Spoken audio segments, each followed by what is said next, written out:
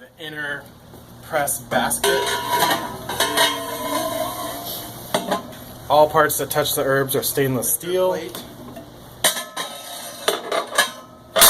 helps the mark not touch the bottom so it's able to drain better.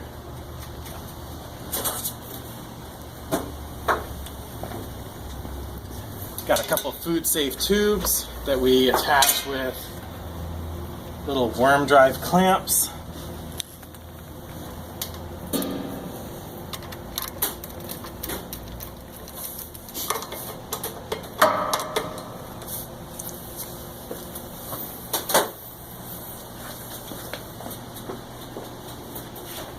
This is an upper splash guard to put on the upper press, and then this goes on your bucket.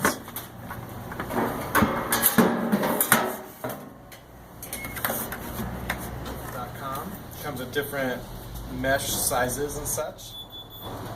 And we use a silicone rubber band.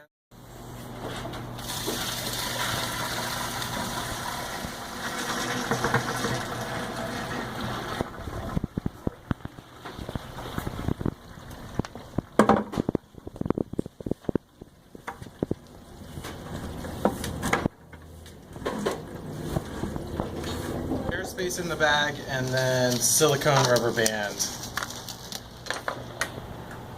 And then you line up the press. Make sure never to put your fingers in between the press plate and the basket. Here, this is in the off position. We put it all the way down.